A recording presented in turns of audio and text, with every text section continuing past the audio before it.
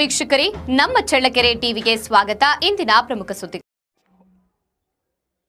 2018ರ ಸಮೀಕ್ಷೆಯಲ್ಲಿ ಕೈಬಿಟ್ಟು ಹೋಗಿರುವ ಅರ್ಹ ವಸತಿ ಮತ್ತು ನಿವೇಶನ ರಹಿತ ಫಲಾನುಭವಿಗಳನ್ನು ಗುರುತಿಸಿ ಪಟ್ಟಿಗೆ ಸೇರ್ಪಡಿಸಲು ಇದೀಗ ಅಂತಿಮ ಅವಕಾಶ ನೀಡಲಾಗಿದ್ದು, ಮೇ 15ರೊಳಗೆ ಪ್ರಕ್ರಿಯೆ ಪೂರ್ಣಗೊಳಿಸುವಂತೆ ಚಿತ್ರದುರ್ಗ ತಾಲೂಕು ಪಂಚಾಯಿತಿ ಕಾರ್ಯಾಲಯ ತಿಳಿಸಿದೆ.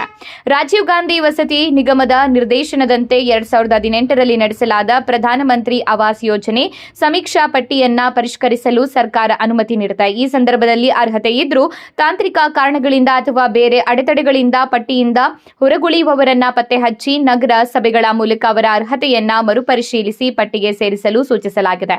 2026-27ನೇ ಸಾಲಿನ ಆಯವ್ಯಯದಲ್ಲಿ ರಾಜ್ಯದ ವಿವಿಧ ವಸತಿ ಯೋಜನೆಗಳ ಅಡಿ 1 ಲಕ್ಷ ಮನೆಗಳ ಹಂಚಿಕೆ ಗುರಿ ಹೊಂದಲಾಗಿದ್ದು, ಇದಕ್ಕಾಗಿ ಅರ್ಹ ಫಲಾನುಭವಿಗಳ ಆಯ್ಕೆ ಪ್ರಕ್ರಿಯೆ ನಡೆಯಲಿದೆ. ಫಲಾನುಭವಿಗಳನ್ನ ಆನ್ಲೈನ್ ಲಾಟರಿ ಮೂಲಕ ಗ್ರಾಮ ಸಭೆಗಳಲ್ಲಿ ಪಾರದರ್ಶಕವಾಗಿ ಆಯ್ಕೆ ಮಾಡಲಾಗುವುದು. ರಾಜೀವ್ ಗಾಂಧಿ ಗ್ರಾಮೀಣ ವಸತಿ ನಿಗಮದ ವೆಬ್ಸೈಟ್ನಲ್ಲಿ ದತ್ತಾಂಶ ಅಳವಡಿಸಲು 2026ರ ಮೇ 15 ಅಂತಿಮ ದಿನಾಂಕವಾಗಿದೆ. ಒಂದು ವೇಳೆ ಅರ್ಹ ವಸತಿ ರಹಿತರ ಹೆಸರುಗಳು ಇನ್ನೂ ಪಟ್ಟಿಗೆ ಸೇರ್ಪಡೆಯಾಗದಿದ್ದಲ್ಲಿ ಸಂಬಂಧಪಟ್ಟ ಗ್ರಾಮ ಪಂಚಾಯಿತಿ ಮಟ್ಟದಲ್ಲಿ ಕೂಡಲೇ ಕ್ರಮ ವಹಿಸಬೇಕು. ನಿಗದಿಪಡಿಸಿದ ಕಾಲಾವಕಾಶದ ನಂತರ ಯಾವುದೇ ಹೊಸ ಸೇರ್ಪಡೆಗೆ ಅವಕಾಶವಿರುವುದಿಲ್ಲ ಮತ್ತು ಅಂದಿನ ಪಟ್ಟಿಯನ್ನ ಅಂತಿಮ ಎಂದು ಪರಿಗಣಿಸಲಾಗುವುದು ಎಂದು ಚಿತ್ರದುರ್ಗ ತಾಲೂಕು ಪಂಚಾಯಿತಿ ಕಾರ್ಯನಿರ್ವಾಹಕ ಅಧಿಕಾರಿಗಳು ತಿಳಿಸಿದ್ದಾರೆ.